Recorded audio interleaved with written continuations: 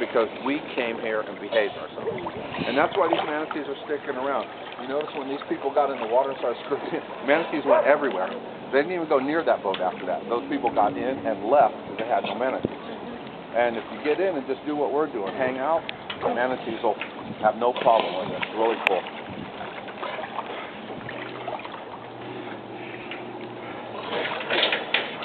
Lady, go back in. Yeah, I'm one of those that say always explore what's going on. Go see it for yourself before you put it down. I don't like skydiving. It's dangerous. I tried it. I was in the Army. I signed up for it. I had to. It was either jump or lose pay. But I don't like it. I won't do it anymore, but I won't tell anybody they shouldn't. I mean, if you're into a rush, you'll find no better rush than jumping out of an airplane. The front fins, they don't mind at all, okay? But the back fin, they kind of, that'd be like somebody poking you from behind. You're like, hey, hey, and you get tired of it really quick.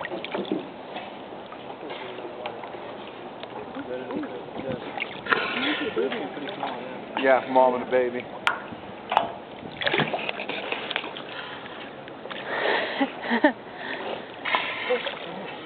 Oh, look at him.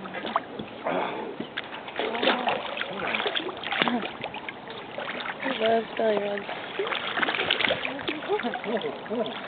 We're nearby where I live, there's some big old growth forest. Where do you live? Washington State. Okay, see, I need to know that. Yeah, it's a big old growth forest and stuff, but people don't want to, there's one place where they wanted to build a road here, and everyone's divided because people say, no, we don't want to cut down any more old growth and big 900-year-old trees, but also, if you don't come down, then next thing you know, it's all cut down because people don't know it's worth saving. Hey. No public awareness. That's the whole thing. Nobody knows that. I mean, if it's off beyond the interstate 10 miles that way, they're not going to do it. They don't really, they don't know what they're losing.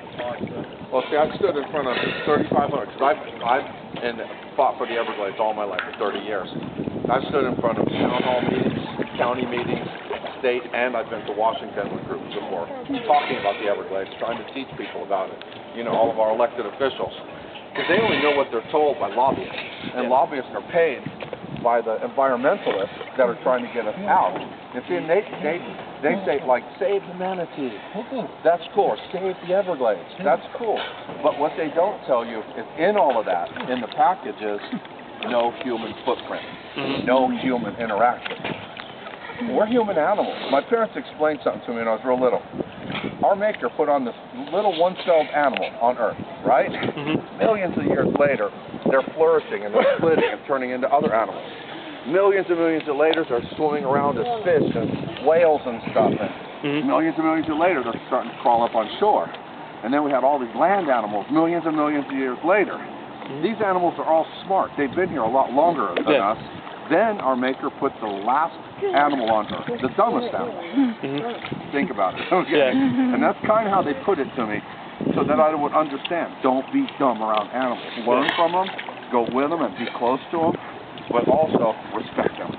Respect them more than you would respect people in a way. So, you know, and I've always put it on that. When I started writing, I didn't want any big words, no long sentences. I just wanted to talk. I wanted to write like I talk, so that everybody understands, kids and adults. And a lot of my writing goes to a lot of grade schools and a lot of colleges. I had my first story of the millennium is in every fourth grade social studies book in Florida right now, because I was able to put it out there. I mean, I was sitting on my computer one morning, and 1999, and I get these 10 questions. So I answered them and sent them back real quick. About the Everglades. All of a sudden, here comes an I am popping up. It was a classroom. I thought it was a high school class. And I'm talking back and forth. I can't even type as fast as they're typing. I'm just going pick, and they're like a zillion sentences at a time. They stayed with me for an hour and a half. They stretched out the class and stayed with me for an hour and a half. And then the teacher called me or emailed me back and asked if it was okay if they published me in Hardcore Books for a social studies book. I'm like, of course, go right ahead. I sell my stories around the world. But that's the coolest thing I could have ever done. The biggest achievement of all is being in that book for free. I mean, it's just awesome. But go ahead. I was just saying, I was going to try to go to Three Sisters, but there is like 50 kayaks right there, and there's at least 10 boats from what I understand, because I just made a phone call to find out.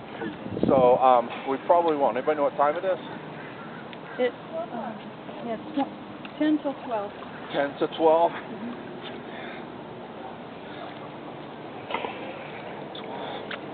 Do you want to try another spring?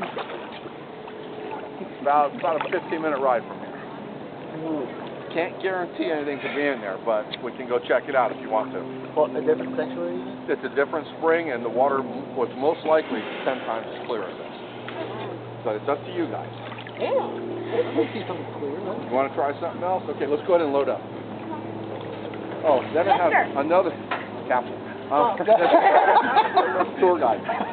All right, so thank you for the tour. I was sitting. I had a class after they just used some of my writing about water flow. Most of my stories are 2 to 3 pages, because I'm not a writer. And I use big letters, so it looks like it's a lot. And they asked me, should we use, and I had to do a water flow story about how the water flows in South Florida and Everglades. So I split it up in 3 sections, like 2 to 3 pages a section. And they asked me, should they use some of my writing in their school project? And I said, yeah, go ahead. 3 months later, they emailed me back and said they got an A+ on their For all the time that they were learning about the Everglades, they didn't understand it until the last 3 months of their class, when they got a hold of me and read 3 little stories, and it clicked in how it really works. And I was like, oh, man, that's so good. So it's really, when you put things in just easy words, no somebody to run through a dictionary to try to figure out what it's saying. So it actually worked out really good. And sometimes you look at it and be proud of him. He didn't make any money off of it. And not a whole lot of publicity. It was just the honor of someone actually understanding what you said.